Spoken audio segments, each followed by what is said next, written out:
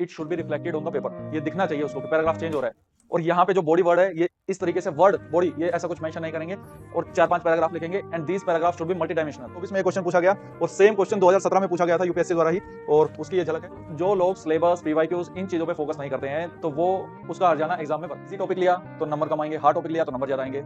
ऐसे में मैं ये बोलता हूँ वो लोग भी बेवकूफ हैं और आप उनके सुन रहे हो, आप उनसे बड़े बेवकूफ हैं। इसमें बॉडी में भी जो आपके पैराग्राफ्स है they should be align manner, they proper align manner में होने चाहिए।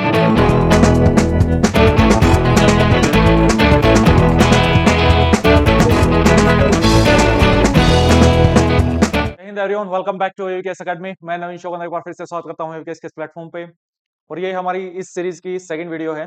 लास्ट वीडियो में हमने ये डिस्कस किया था कि पेपर टू सच में डुएबल है क्या, पेपर टू में कितने मार्क्स स्कोर करना इज द एवरेज मार्क्स, और उसका फर्दर रोड मैप क्या रहेगा वो इस वीडियो में डिस्कस करेंगे। ये उसका सेकंड पार्ट है। And as I told you कि एक पूरी सीरीज आएगी जिसमें मेरी कुछ वीडियोस रहेंगी, एक्स एसी विनय इंग्लिश सर की कुछ वीडियोस रहेंगी और शशांक सर की कुछ वीडियोस रहेंगी। तो इसमें एक कॉम्प्रिहेंसिव वे में हम आपकी थिंकिंग प्रोसेस को, आपकी स्किल्स को, राइटिंग स्किल्स को डेवलप करने की कोशिश करेंगे। तो चलिए चीजों को स्टार्ट करते हैं।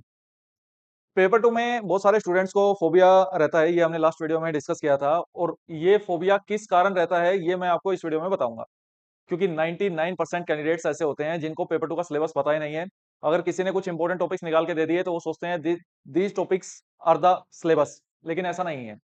हम में से बहुत सारे कैंडिडेट्स ऐसे होते हैं जिन्होंने कभी यूपीएससी की पूरी नोटिफिकेशन कभी पढ़ी नहीं है, यूपीएससी की वेबसाइट कभी ढंग से विजिट की नहीं है, पीवाईक्यू ढंग से विजिट किए नहीं है। और जो लोग सिलेबस पीवाईक्यूज इन चीजों पे फोकस नहीं करते हैं तो वो उसका हर्जाना एग्जाम में भरते हैं। मैं अपनी बात करूं तो मुझे ऐसा लगता है यूपीएससी एक पर्टिकुलर बॉडी है जो वेरियस एग्जाम्स कंडक्ट करवाती है इंक्लूडिंग सीएपीएफ एसी, और वो हर एक एग्जाम का पर्टिकुलर सिलेबस देने की कोशिश करती है। और उससे कुछ एग्जाम्स में वो पैटर्न के बारे में बात करती है, हालांकि कि उसकी पर्टिकुलर डिमांड क्या है। और पीवाईक्यू से भी हम उसके सिलेबस का कुछ कुछ हद तक आइडिया लगा लेते हैं कि ये सिलेबस है और इसके आसपास वो चीजों को पूछ रही है। क्या पीवाईक्यूज रिपीट होते हैं सर पेपर टू में? आंसर है यस। पेपर वन हो या पेपर टू हो, पीवाईक्यूज की रिपीटेशन देखने को मिलती है, और वो पर्टिकुलर टॉपिक रिपीट ना हो तो उसके आसपास का एरिया, सब टॉपिक्स रिपीट होते हुए देखते हैं। जैसे कि एक साल हमसे पूछा emerging threats to India's internal security. अब इमर्जिंग थ्रेट की बात करें तो इसमें हाइब्रिड वॉरफेयर भी इमर्जिंग थ्रेट है, साइबर अटैक्स भी एक इमर्जिंग थ्रेट है, लोन वोल्फ अटैक भी एक इमर्जिंग थ्रेट है, और multiple grey zone warfare emerging threat है, जो साइकोलॉजिकल वॉरफेयर भी है एक इमर्जिंग थ्रेट है, ड्रोन अटैक भी इमर्जिंग थ्रेट है। तो काफी ऐसी चीजें हैं जो इमर्जिंग थ्रेट की कैटेगरी में आप मेंशन कर सकते हैं, और बहुत ओपन एंडेड क्वेश्चन है। उसके एक साल बाद ही यूपीएससी ने पूछ लिया क्लोज एंडेड क्वेश्चन कि इसका एक सब टॉपिक पूछ लिया कि साइबर अटैक्स के बारे में लिखो, कैसे इंडिया की सिक्योरिटी के लिए थ्रेट है और न्यू काइंड ऑफ वॉरफेयर है। तो अब जिसने ये क्वेश्चन तैयार किया होगा इमर्जिंग थ्रेट्स, तो उसने सब पार्ट्स भी तैयार किए होंगे अगर अच्छे से तैयार किए होंगे तो। और नेक्स्ट ईयर जब उससे साइबर अटैक पूछा या किसी कैंडिडेट ने पूछा तो ऑफकोर्स उसको वो लिख देना चाहिए, it's not a big hurdle. बस लिखने के लिए अब इन चीजों का आइडिया कैसे लगाएं, क्योंकि 2024 का जब पेपर आया स्टूडेंट्स ने पैनिक करना स्टार्ट कर दिया, और मैं अपने लास्ट वीडियोस में भी ये बोल चुका हूं दोस्त कि शायद यूट्यूब पे मैं था जिसने पैनिक नहीं किया। और उसका एक रीजन था, बहुत सारे स्टूडेंट्स ये बोल रहे थे कि पेपर टू के टॉपिक्स कहाँ से आते हैं, ये तो जनरल स्टडीज के क्वेश्चन पूछने स्टार्ट कर दिए, importance of tropical rain forest इसके बारे में बताओ, और हाईली जनरलाइज टॉपिक है, ये तो पेपर वन का टॉपिक है। दोस्त कभी सिलेबस अच्छे से उठा के देखो। और इन वीडियोस के माध्यम से मैं आपके दिमाग के तारे खोलना चाहता हूं, इन शॉर्ट कहूं तो। और मैं आपके सामने ये दिखा रहा हूं कि यूपीएससी का सीएपीएफ असिस्टेंट कमांडेंट का ऑफिशियल सिलेबस है जो उसकी नोटिफिकेशन में दिया हुआ है। इसके अलावा मैं आपको बता दूं, यूपीएससी कोई भी एग्जाम कंडक्ट करवाती है, चाहे वो सीएपीएफ का है, चाहे वो सीआईएसएफ एसी का है, चाहे वो सिविल सर्विसेज का है, चाहे वो आईईएस का है या मेडिकल ऑफिसर का है या कंबाइंड जियो साइंटिस्ट का है, या कोई भी ऐसा एग्जाम है जो यूपीएससी कंडक्ट करवाती है, उन सारे एग्जाम्स में जहां जहां भी ऐसे कंपोनेंट आता है, उन लास्ट 10 इयर्स के हर एक एग्जाम की मैं बात कर रहा हूं, चाहिए वो हर एक एग्जाम के 10-10 पेपर्स, लगभग लगभग ज्यादा नहीं तो 100 प्लस पेपर्स मैं एनालाइज करके ये वीडियो बना रहा हूं। और ये ऑफ कोर्स मैं ये चीजें हर साल करता हूं क्योंकि मुझे पेपर टू पढ़ाना भी होता है, ऑफलाइन में पढ़ाना होता है और ऑनलाइन में भी चीजों को देखना होता है। तो इट्स माय स्पेशलिटी कि मैं पर्टिकुलर आर&डी में फोकस करता हूँ, डेटा एनालिसिस पे फोकस करता हूँ। और उनके बेसिस पे मुझे ये आइडिया तो 100% है कि चीजें यूपीएससी के पास लिमिटेड हैं, और मैं ये बात आपको प्रूव करके भी दिखाऊंगा। तो चीजें चलिए स्टार्ट करते हैं। सिलेबस की बात करें तो ऑफिशियल सिलेबस आपके सामने है, अगर आपको नहीं दिख रहा है तो मैं पीडीएफ आपको टेलीग्राम चैनल पे शेयर कर दूंगा। इसमें यूपीएससी बोल रही है पार्ट ए है और पार्ट बी है। पार्ट ए में आपके ऐसे वाले के बारे में बोला गया कि ऐसे आप हिंदी में लिख सकते हो, इंग्लिश में लिख सकते हो, और पार्ट ए में एसए का सिलेबस उसने दिया है। सिलेबस में यूपीएससी ने ये नहीं बताया इसमें कि वो एसए हमसे एसए के अंदर डिमांड क्या कर रही है, लेकिन सिलेबस हमको बता दिया है। Modern Indian history specially freedom struggle से क्वेश्चन कभी भी आ सकता है। और जब 2015 का पेपर आप उठा के देखेंगे तो उसमें पूछे जाते थे क्वेश्चन इस टाइप के, सरदार वल्लभ भाई पटेल जी के बारे में लिखें, गांधी जी के बारे में लिखें। तो पर्टिकुलर जो पर्सनैलिटी जिनका कंट्रीब्यूशन रहा है, और ये इस बेस पे ही क्वेश्चन आया 2024 में, तो स्टूडेंट्स ने पैनिक करना स्टार्ट कर दिया। अरे सिलेबस की पहली लाइन है दोस्त, अभी एग्जांपल की सहायता से प्रूव करूंगा, और यहीं से डायरेक्ट क्वेश्चन आया, तो आप कैसे पैनिक कर सकते हो? मींस अपनी तैयारी अधूरी की थी, अब तैयारी अधूरी करोगे तो यू विल ऑलवेज पैनिक। इसलिए ये बोला जाता है, ट्रेनिंग में भी बोला जाता है कि आप ट्रेनिंग में जितना पसीना बहा लोगे, उतना जो फील्ड है, ऑन ग्राउंड है, वहां पे उतना कम खून बहाना पड़ेगा। और सेम कॉन्सेप्ट यहाँ पे स्टूडेंट लाइफ में भी, अब जितनी प्रैक्टिस यहाँ पे कर दोगे, जितनी तैयारी, जितना कॉम्प्रिहेंसिव वे में चीजों को तैयार कर लोगे, उतना कम पैनिक करोगे फाइनल एग्जाम वाले दिन। यहाँ पे सिलेबस में उसने बोला है कि इंडियन हिस्ट्री आपके सिलेबस का पार्ट है। इसके अलावा उसने सेकंड पार्ट ही बोला है जियोग्राफी, कि जियोग्राफी से आपसे क्वेश्चन मैं पूछ सकता हूं एसए में। नेक्स्ट उसने पूछा है कि पॉलिटी, इस बेस पे मैं क्वेश्चन आपसे पूछ रहा हूं। इकोनॉमी पे मैं आपसे क्वेश्चन पूछ सकता हूं। सिक्योरिटी की आपको नॉलेज होनी चाहिए। ह्यूमन राइट्स से रिलेटेड कोई भी इशू है, चाहे वो न्यूज में अफवाह है, रोहिंग्या इशू है, या तिब्बतन रिफ्यूजीज है, कोई भी ऐसा रिफ्यूजी से रिलेटेड इशू है, या इंटरनेशनल इशूज है या नेशनल इशूज है, उनसे रिलेटेड क्वेश्चन बन सकता है। और लास्ट में हाईली ओपन एंडेड चीजें उसने बोल दी कि एनालिटिकल एबिलिटी चेक करने के लिए मैं आपसे क्वेश्चन पूछ सकता हूं। अब ये अपने आप में काफी डायनामिक टॉपिक है, एनालिटिकल एबिलिटी, जिससे आपकी सोचने की क्षमता चेक की जा सके। ये तो इसके बेसिस पे ये ऐसे हमसे पूछे जा सकते हैं। ये बात कितनी हद तक सच है, चले देखते हैं। पीवाईक्यूज की स्लाइड्स पे मैंने इसीलिए लगा रखी है। उसमें सिलेबस था, इकोनॉमी से रिलेटेड क्वेश्चन पूछा जा सकता है क्या? आंसर है यस। डिजिटल इकोनॉमी से रिलेटेड क्वेश्चन पूछा उसने, पहला क्वेश्चन ही।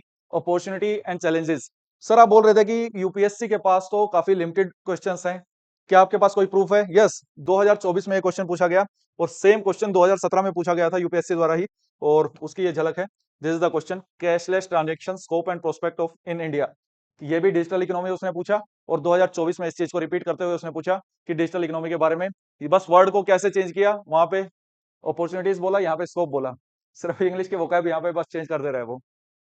क्या सर ये एक तुक्का था, या ऐसा इन फ्यूचर भी देखने को मिला है, या कहीं और भी देखने को मिला है? तो पहला क्वेश्चन इकोनॉमिक्स से था। दूसरा क्वेश्चन आपका सिक्योरिटी प्लस इंटरनेशनल रिलेशंस। अब दो तीन चीजों को मिक्स करके भी आपसे क्वेश्चन पूछ सकता है वो, तो हमें उस चीज के बारे में पता होना चाहिए। तीसरा, tribal residence to colonial rule, tribes environment का एक इंपॉर्टेंट टॉपिक है, उसको हिस्ट्री से कनेक्ट करके पूछा। और इन फ्यूचर अगर वो कभी पूछ ले कि वुमेन का क्या रोल था ड्यूरिंग द फ्रीडम स्ट्रगल, तो इसमें कोई हैरानी की बात नहीं है, इस तरीके का क्वेश्चन बन सकता है। या इसमें ज्योग्राफी का क्वेश्चन उसने पूछा, जो कि सिलेबस में स्पेशल पर्टिकुलर मेंशन किया गया था, importance of tropical rain forest, ये आर्टिकल 1 न्यूज में था, उससे रिलेटेड क्वेश्चन पूछा। फिर से ट्राइबल कल्चर से रिलेटेड क्वेश्चन पूछा उसका, in the age of globalisation, globalisation is the concept of international relations. तो international relations are the core part of UPSC. एक या दो ऐसे आपको उसमें जरूर देखने को मिलेंगे, चाहे वो डायरेक्ट हो या इनडायरेक्ट हो। इंटरव्यू के पॉइंट ऑफ व्यू से सुपर डुपर इंपॉर्टेंट है, तो इंटरनेशनल रिलेशंस तो करना ही है। अगर आप चाहते हैं कि इवोल्यूशन ऑफ इंटरनेशनल रिलेशंस कैसे हुआ, दुनिया में इवोल्व ही कैसे हुए, इस पे कोई डेडिकेटेड वीडियो चाहिए, तो मैं आपके साथ वो नॉलेज शेयर कर दूंगा, कमेंट सेक्शन में बताइए उसके बारे में। आपकी ओवरऑल अंडरस्टैंडिंग बता देगी वो। इंटरनेशनल रिलेशंस चीजों को, कंट्री के देखने का नजरिया आपको चेंज हो जाएगा, न्यूज पढ़ने का नजरिया आपका चेंज हो जाएगा, लेकिन वो वीडियो कम से कम 1 घंटे की बनेगी। तो अगर आपके अंदर वो है कि सर हम 1 घंटे की वीडियो देखने के लिए तैयार हैं, तभी वो वीडियो बनाई जाएगी, क्योंकि बहुत मेहनत लगती है दोस्त इन चीजों में। तो ये एक झलक थी। नेक्स्ट 2023 का पेपर, वो 2024 का था। सिक्योरिटी का पहला question, cyber attack a new kind of warfare, India as an emerging leader in the new world order, international relations का, G20 की प्रेसिडेंसी की थी इंडिया ने, तो उसके बेस पे question. Indian diaspora, international relations का क्वेश्चन, उनका कंट्रीब्यूशन पूछ रहा है पोस्ट इंडिपेंडेंट में। सोसाइटी का क्वेश्चन, एजुकेशन से रिलेटेड। इन्वायरमेंट का क्वेश्चन, ई वेस्ट से रिलेटेड। एनालिटिकल एबिलिटी का क्वेश्चन, जिसमें इंडिया की डाइवर्सिटी के बारे में बात कर रहा है, 2022 का paper. The campaign to save the endangered species, environment का क्वेश्चन पहला ही। सेम क्वेश्चन 2019 में, ये 2022 का। और ये आप देखेंगे, the earth is not only for humans, दोनों एक ही तो चीज है। 2019 में पूछा है the earth is not for humans only, या ओनली फॉर ह्यूमंस, तो किसके लिए है, मतलब स्पीसीज के लिए भी है। और 2022 में बोल दिया कि क्या क्या ऐसे कैंपेन है जो एंडेंजर्ड स्पीसीज को प्रोटेक्ट करने में काम करते हैं। 2020 में पूछा emerging threats to India's internal security, और 2023 में पूछा साइबर अटैक, जो कि इसका सब पार्ट है। तो ऐसे लॉट ऑफ एग्जांपल्स हैं, मैं बस इन चीजों पे ज्यादा समय नहीं लगाना चाहता। ऐसे बहुत सारे एग्जांपल्स हैं कि ये 2018 में फार्म वेवर से रिलेटेड पूछा, और 2019 में sustainable farming is the solution, farm waiver का अल्टरनेटिव पूछा था 2018 में। ये देखिए कि स्ट्रेटजी चेंज करने की नीड है, और वो स्ट्रेटजी क्या होगी, इज द सस्टेनेबल एग्रीकल्चर, की उस पर फोकस करना है। तो 2019 में सेम चीजों को रिपीट करते हुए क्वेश्चन पूछ रहा है।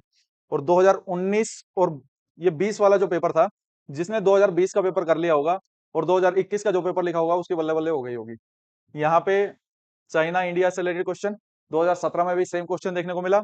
यहाँ से हमें ये पता लगता है कि यस, ये भी इंटरनल सिक्योरिटी का क्वेश्चन था, infiltrator are the threat to India security. अब बात करते हैं जो मेन मुद्दे की है। ये तो पीवाईक्यू की इंपॉर्टेंस मैंने आप लोगों को दिखा दी। वापिस से सिलेबस को, ये मैंने सिलेबस को जस्टिफाई किया है कि यस, जो यूपीएससी पर्टिकुलर सिलेबस दे रही है, क्या उन्हीं एरिया से क्वेश्चन आ रहे हैं। नेक्स्ट, अब हमको ये तो नहीं पता लगता इससे कि यूपीएससी एक एसए में क्या हमसे डिमांड करती है। बहुत सारे लोग अपनी अपनी मिथ बता रहे हैं, यूट्यूब पे बता रहे हैं, इधर उधर बता रहे हैं। स्टूडेंट्स को कोई भी कुछ भी बोल दे रहा है, पॉइंट्स फॉर्म में लिखो या पैराग्राफ फॉर्म में लिखो। Students are confused. मैं जो भी बात बोलूंगा प्रॉपर डेटा के साथ बोलूंगा और प्रॉपर प्रूफ के साथ बोलूंगा, अदरवाइज मैं उस बारे में बात करता नहीं होता। जिस भी बारे में मुझे कम जानकारी हो या अधूरी जानकारी हो, मैं कभी उस बारे में बात ही नहीं करता। तो नेक्स्ट प्रूफ है सीआईएसएफ एसी एलडीसी का एग्जाम, और इसमें यूपीएससी की ऑफिशियल नोटिफिकेशन का एग्जाम है, उसमें भी वो एसए पूछ रही है। और यूपीएससी तो बॉडी है जो एसए डिमांड करती है। एसए उसी बॉडी के तो बंदे हैं जो सीआईएसएफ एसी के एसए चेक करते होंगे, या एसी रेगुलर जो एग्जाम होता है उसके बंदे चेक करते होंगे। बट डिफरेंस ये है कि जो हमारा एग्जाम है वो 300 वर्ड्स का है, और जो मीन्स एसए की डिमांड की मैं बात कर रहा हूँ, और यहाँ पे जो एसए है वो 500 वर्ड्स का है। यहाँ पे वो सिलेबस ना देते हुए यूपीएससी ने बोला कि मैं ये एक्सपेक्ट करता हूं कि ऐसे should be coherent, should be orderly, should be concise, should be understandable, should be lucid manner, effective manner, grammatically correct होना चाहिए। ये प्रॉपर पॉइंट्स उसने दिए हैं, एक ऐसे के अंदर ये फीचर आपके रहने चाहिए। नेक्स्ट, इसी बात को जस्टिफाई करते हैं सिविल सर्विसेज के सिलेबस के साथ। इसमें भी यूपीएससी ने टॉपिक्स नहीं दिए, बोला मल्टीपल टॉपिक्स पे वो ऐसे पूछ सकता है, लेकिन उसने ये मेंशन कर दिया कि ऐसे ऑर्डरली फैशन में होने चाहिए, कंसाइज होना चाहिए, और इफेक्टिव और एग्जैक्ट एक्सप्रेशन आपके ऐसे का होना चाहिए। इन सब बातों का मतलब क्या है, इन सब कीवर्ड्स का मतलब क्या है, this is the main agenda of today's class. और इस क्लास में हम इन्हीं चीजों के बारे में बात करेंगे। और यही एक कारण है कि स्टूडेंट्स का जो स्कोर है, कि पेपर पूरा कर दिया था सर, 60 ही नंबर आए। पेपर तो पूरा कर दिया आपने, नॉलेज तो उसमें डाल दी, लेकिन नॉलेज वो किस तरीके से डाली, लिखते टाइम किन किन चीजों का ध्यान रखा, किन किन चीजों को अवॉइड किया, तो उस बारे में ही बात करेंगे। तो चलिए वहां पे पहुंचते हैं। तो these are the key points जो आपको मन में रखने हैं, लिखते टाइम अपने माइंड में रखने हैं। कि सबसे पहले आप जो लिख रहे हैं वो टॉपिक के क्लोज हो, टॉपिक की डिमांड को फुलफिल करता हो। आप उसके आसपास का बस लिखे जा रहे हैं, लिखे जा रहे हैं, टॉपिक से कोई भटक चुके हैं, ऐसा नहीं होना चाहिए। साइबर अटैक के बारे में पूछा है तो प्रॉपर साइबर अटैक पे आपका 70-80% ऐसे होना चाहिए, और उसके सिमिलर थ्रेट आपको मेंशन करने हैं, ड्रोन वगैरह। तो 10-20% ही बस स्पेस मिलेगा आपको उसके लिए। स्टूडेंट्स कई बार उल्टा करते हैं कि कंटेंट कम होने के कारण 70-80% राउंड द बुश बस लगे रहते हैं, और 20% जो पूछा गया वो लिखा है, तो फिर मार्क्स उस हिसाब से आते हैं। Next point, the essay should be well organised और वेल स्ट्रक्चर्ड। अब आपको वेल ऑर्गेनाइज वेल स्ट्रक्चर का मतलब ये है कि अब आपने इंट्रोडक्शन लिखा, उसके बाद बॉडी लिखा, उसके बाद कंक्लूजन लिखा। These are the three components of any essay. और इसमें बॉडी में भी जो आपके पैराग्राफ्स है, they should be align manner, they proper align manner में होने चाहिए, एक प्रॉपर फ्लो उसमें होना चाहिए। और इट शुड बी कंसाइज। अब ऐसा नहीं है कि आपने ऊपर कोई माइंड मैप बनाया, आप उसको एक्सप्लेन करते हुए जा रहे हैं और अननेसेसरी चीजों को एक्सप्लेन किए जा रहे हैं, एक्सप्लेन किए जा रहे हैं, स्टोरी कुकिंग कर रहे हैं। इस ऐसे में ऐसा नहीं चलेगा।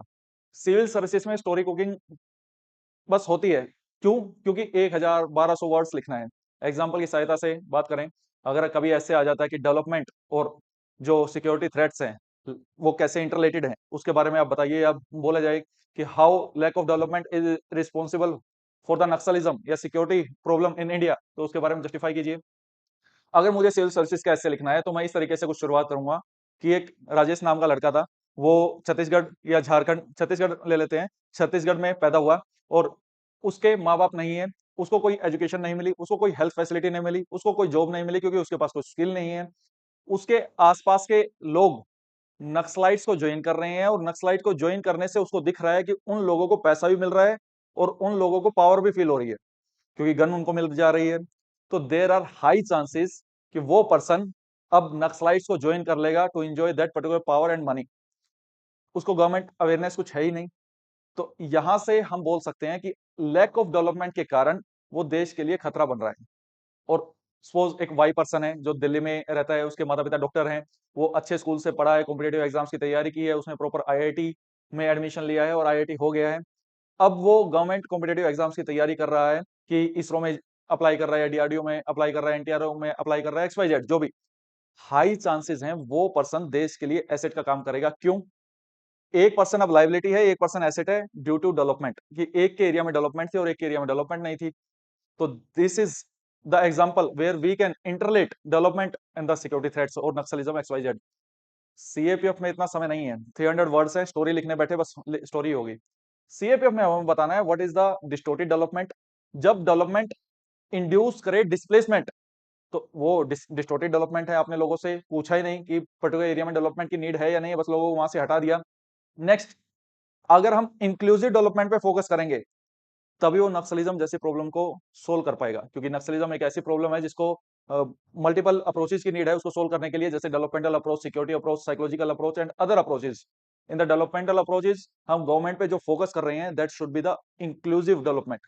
जो पंचशील आपने सुना होगा चाइना के लिए, पंचशील ट्राइबल का भी है, जवाहरलाल नेहरू जी ने दिया था ट्राइबल्स के लिए पंच सिद्धांत, उन पे फोकस हमको करना होगा। ट्राइबल्स की लाइवलीहुड पे फोकस करना होगा। तो सिर्फ डेवलपमेंट के नाम पे कुछ स्कीम्स चला देना, कुछ प्लान चला देना इज नॉट द डेवलपमेंट। उनका प्रॉपर बेनिफिट लोगों को पहुंचना चाहिए। और same with the security, security में भी आपको अदर मतलब मेजर्स लेने पड़ेंगे, मॉडर्नाइजेशन करनी पड़ेगी सीएपीएफ की, अच्छे उनको वेपन्स देने पड़ेंगे। क्योंकि अब सामने से गोलियां चल रही हैं तो ऑफ कोर्स हम रिहेबिलिटेशन पॉलिसी की थोड़ी बात करेंगे उनसे, तो फिर हम फायर बैक करेंगे। That's why we have dedicated COBRA wing, जो commando battalion for resolute action of the CRPF, child agency है सीआरपीएफ की। तो यहाँ पे मैं नक्सलिज्म पढ़ाने के लिए मेन मकसद नहीं है, यहाँ पे ये बताना मकसद है कि आपको टॉपिक लिखना कैसे है, कंसाइज मैनर में लिखना है, जो पूछा गया है वही लिखना है, उसके आसपास ही लिखना है। Effective and exact expression. Effective और एग्जैक्ट एक्सप्रेशन का मतलब ये है कि आप जो बोलना चाहते हो सामने वाले को समझ में भी आना चाहिए। ऐसा नहीं है बस आप ही उसको समझ पा रहे हो, उसके कुछ इंट्रिंसिक मीनिंग है जो बस आप ही जानते हो, आपके अलावा कोई और जान नहीं पा रहा है। तो ऐसा नहीं होना चाहिए। नेक्स्ट, स्टूडेंट्स के डाउट रहते हैं रिगार्डिंग इंग्लिश। सर इंग्लिश पे कमांड थोड़ी वीक है, बचपन में स्कूलिंग अच्छी नहीं हुई या हिंदी मीडियम स्कूल से हूँ, इसका बारे में क्या कहना चाहोगे?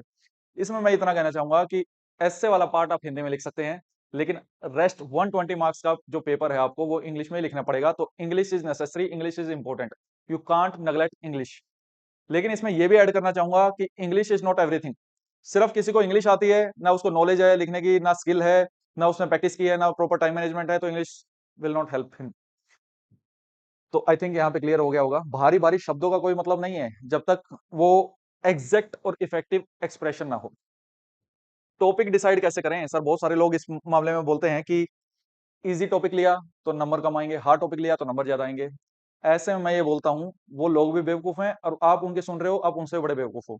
कभी एक फुल एंड टेस्ट लगा के देखना, पता लग जाएगा कि टॉपिक इजी चूज करना है या हार्ड चूज करना है। जो टॉपिक आपको आता है ऑफ कोर्स वो इजी टॉपिक है, जो आपको नहीं आता है वो अपने आप में हार्ड है। और इट इज सब्जेक्टिव, ये दूसरे के लिए उल्टा हो सकता है। जो टॉपिक आपको आता है सामने वाले को नहीं आता होगा, जो उसको नहीं आता तो वो हार्ड रहेगा उसके लिए। सबके लिए इक्वली वेटेज है, 20 मार्क्स सबके लिए गिवन है। फटाफट जिस टॉपिक का स्ट्रक्चर बना के उसको कंप्लीट कर सको वही टॉपिक चूज करना है। अब 6 में से 4 टॉपिक चूज करने हैं। आर्गुमेंट और रिपोर्ट राइटिंग में भी ये ऑप्शन रखोगे क्या जिसमें 2 टॉपिक लिखने हैं? उसमें तो कोई ऑप्शन नहीं है, फिर उसमें क्या करोगे? उसमें भी इजी और डिफिकल्ट वाला गेम खेलोगे क्या? हमारी कॉम्प्रिहेंसिव कवरेज होनी चाहिए। जिस टॉपिक से हम फैमिलियर हैं उसको फटाफट उठा लेंगे। फिर भी आप मुझे पूछोगे कि सर मुझे कौन सा टॉपिक छोड़ना है, तो मैं बोलूंगा अगर फिलोसफिकल ऐसे आपके पेपर में वैसे आता नहीं है, अगर कभी आए तो वो आपको छोड़ना है, वो आपको नेग्लेक्ट करना है। स्ट्रक्चर मेकिंग सर, उसके बारे में आप बोल रहे थे कि इट्स एन आर्ट, वो कैसे डेवलप होगी? स्ट्रक्चर मेकिंग में you have to make the structure like introduction, body and conclusion, and body should be multidimensional. ये 5 मिनट का खेल नहीं है, इस पे अपने आप में पूरी एक वीडियो लगेगी। और नेक्स्ट वीडियो इसी बारे में बात करूंगा कि स्ट्रक्चर कैसे बनाना है, और इतने डायमेंशंस दे दूंगा दोस्त आपने सोचे नहीं होंगे। नेक्स्ट क्वेश्चन, अगर टॉपिक जो है वो क्वेश्चन के फॉर्म में आता है तो उसको कैसे टैकल करना है, कैसे एग्जांपल की सहायता से कुछ बता सकते हैं? Yes, can tourism be next big thing in India? अगर इस तरीके से पीछे क्वेश्चन मार्क है, आपको क्या लगता है? Next, can India be 10 trillion economy by 2030? Question mark है पीछे। तो ऐसे ऐसे क्वेश्चंस को एक तो मैं कुछ वीडियोस में आपको एग्जांपल की सहायता से बताऊंगा कि कैसे टैकल करना है। नेक्स्ट, यस और नो से कभी स्टार्ट नहीं करना है। यस, मुझे लगता है कि बन सकता है, या मुझे नहीं लगता कि ऐसा हो सकता है। ऐसे में कभी भी टिल्ट में नहीं होना है, लेकिन जो स्टेटमेंट है उसके फेवर में 70% ऐसे चलेगा और 30% ऐसे उसके अगेंस्ट में चलेगा। और अगेंस्ट में नो के अगेंस्ट नहीं चलेगा, मतलब नो नो वाले पॉइंट क्यों नहीं चलेगा, उसमें पॉइंट आएंगे व्हाट आर द चैलेंजेस, कि इंडिया को वो टूरिज्म सेक्टर बड़ा बनाना है तो उसमें क्या चैलेंजेस है, इंडिया को वो 10 ट्रिलियन इकोनॉमी बनना है तो उसमें क्या चैलेंजेस है। तो उन चैलेंजेस का पैराग्राफ जरूर डलेगा, भले ही उसने पूछे हो ना पूछे हो। तो ऐसे में हमने अपनी ओपिनियन देनी है, उसको क्रिटिकली एनालाइज भी करना है। गवर्नमेंट उसके लिए क्या इनिशिएटिव्स ले रही है, ऑफकोर्स ये should be, this should be in proper organise manner. ये तो अभी मैं रैंडमली आपको बता रहा हूँ, लेकिन एक ऑर्गेनाइज मैनर में होना चाहिए कि अब ये पैराग्राफ आएगा, अब ये पैराग्राफ आएगा, अब ये पैराग्राफ आएगा। गवर्नमेंट इनिशिएटिव्स भी उसमें आएंगे कि गवर्नमेंट क्या क्या इनिशिएटिव्स ले रही है, और जो आपने चैलेंजेस बताए हैं उनको ओवरकम कैसे किया जा सकता है उस बारे में भी बात करेंगे। तो आई थिंक ये डाउट आपका क्लियर हुआ होगा। नेक्स्ट बात करते हैं कि बहुत सारे स्टूडेंट्स की हैबिट रहती है कि जैसे पेपर स्टार्ट हुआ, हमारी नोटबुक में भी हैबिट रहती है कि उस पे ओम लिख दिया या कोई और रिलीजियस सिंबल बना दिया। दीज आर द एग्जांपल्स कि हम रिलीजियस सिंबल्स धोखे से बना देते हैं, या रहती है वो बस माइंड में। तो ऐसी चीजों को बिल्कुल अवॉइड करना है। इंस्ट्रक्शन क्लियरली गिवन है, कुछ भी ऐसा नहीं लिखेंगे, जो गिवन पेज है उसके दायरे से बाहर कुछ भी नहीं लिखेंगे। तो आई थिंक ये मैसेज आपको क्लियर हो गया होगा। नेक्स्ट, अगर कभी यूनिवर्सली एक्सेप्टेड स्टेटमेंट आपके सामने आती है तो कभी भी उसके अगेंस्ट में बात नहीं करेंगे, उसके अगेंस्ट में नहीं जाएंगे, जितना ऐसे रहेगा उसके फेवर में रहेंगे। अगर आपको फिर भी कुछ अपनी तरफ से क्रिटिकली एनालिसिस रैशनैलिटी के बेसिस पे है, लॉजिकल रीजनिंग के बेसिस पे है, वैसे रहेगी नहीं, क्योंकि तभी वो यूनिवर्सली एक्सेप्टेड स्टेटमेंट है।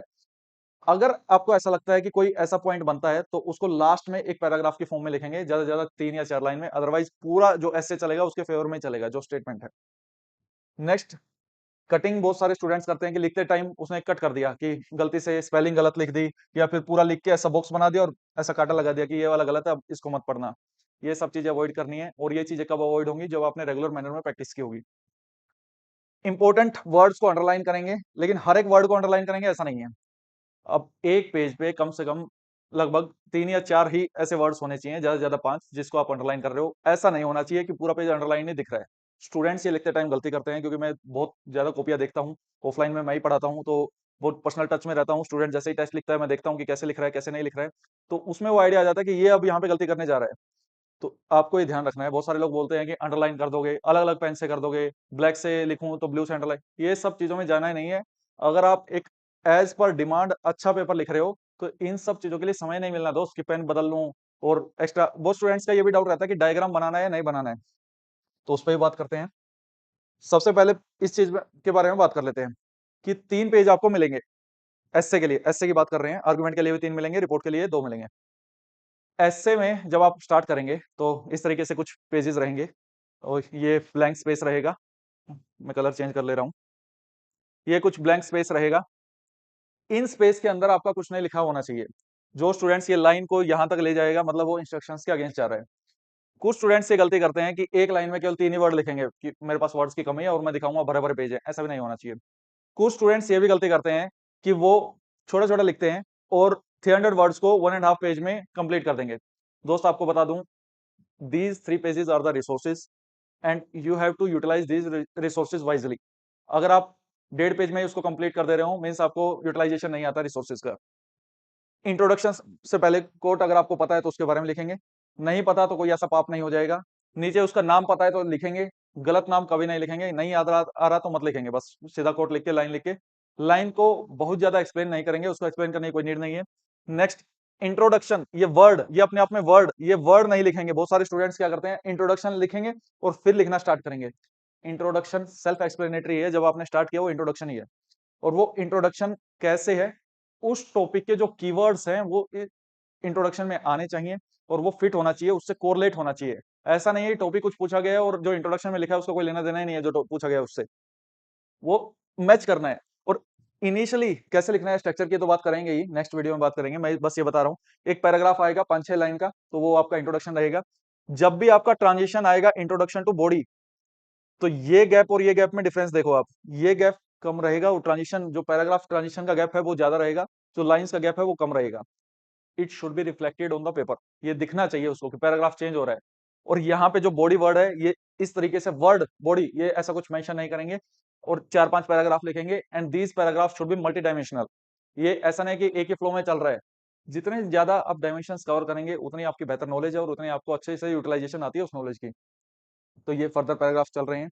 नेक्स्ट कंक्लूजन, वर्ड कंक्लूजन नहीं लिखेंगे और सीधा चीजों को कंक्लूड करना स्टार्ट करेंगे और लास्ट में पूरा पेज यूटिलाइज करेंगे। अब इसका एक सिंपल सा फॉर्मूला ये है कि आप एक पेज पे 90 से 100 वर्ड लिखे तो अपने आप 3 पेजेस पे 290, 280, 270 से 300 वर्ड के बीच में हमको एक ऐसे लिखना है। अब स्टूडेंट का इसमें ये डाउट रहता है कि सर क्या मैं फ्लो चार्ट या डायग्राम इस तरीके से कुछ चीजें बना सकता हूँ? बना सकते हैं, लेकिन ऐसे एक तो पॉइंट फॉर्म में नहीं होना चाहिए, आपका पैराग्राफ फॉर्म में होना चाहिए। आइडियल चीजें तो यही है। अब आपको जो अपना करना है दिल का आप कर सकते हैं। It's my duty to inform you. Next, flow chart आप तभी बनाएं जब आपके पास समय की कमी हो, और फ्लो चार्ट कभी भी फर्स्ट पेज पे ना बनाएं। फ्लो चार्ट आपको बनाने के लिए सबसे बेस्ट प्लेस है या तो ये वाला एरिया या ये वाला एरिया। कभी भी, या अगर जरूरत पड़ रही है तो यहां भी बना सकते हैं, ऐसा कोई इश्यू नहीं है। फर्स्ट पेज पे मैं कभी रिकमेंड नहीं करूंगा। और जो टॉपिक है वो एटलीस्ट या तो इंट्रोडक्शन की कंक्लूडिंग लाइन में आना चाहिए, इंट्रोडक्शन की कंक्लूडिंग लाइन या बॉडी की इंट्रोडक्टरी लाइन में आना चाहिए। उससे ये पता रहता है कि यस आपने जो पूछा था मैं उसी चीज के बारे में बात कर रहा हूं। तो आई थिंक ये डाउट क्लियर हुआ होगा। If you talk about the diagram, तो समय का हमेशा अभाव रहेगा। 18 मिनट मिलेंगे 20 मार्क्स के लिए, 72 मिनट्स मिलेंगे आपको ओवरऑल 4 ऐसे लिखने के लिए। तो जब इंडिया का डायग्राम बनाना है बस सिंपल बना के आगे बढ़ेंगे और इसके इसमें दिखा देंगे यहाँ नक्सलिज्म, इमर्जिंग एरियाज, इस तरीके से बन गया डायग्राम। तो फटाफट डायग्राम आपका 20 सेकंड 30 सेकंड मैक्सिमम है, 30 सेकंड। इससे ज्यादा समय नहीं लेना चाहिए कि वर्ल्ड डायग्राम बना रहे हैं। रफली बनाओ जो भी बनाना है, तो वो आपका समझ जाएंगे। और डायग्राम ऐसा नहीं होना चाहिए कि पूरा पेज पे वो डायग्राम ही आ रहा है, बस हो गया, मुझे मेरे पास कंटेंट नहीं है, ये हो गया डायग्राम। ये टैक्टिक्स वहां पे नहीं चलेंगी, ये चल रही है आपके स्कूल में और कॉलेज में जितनी चलनी थी।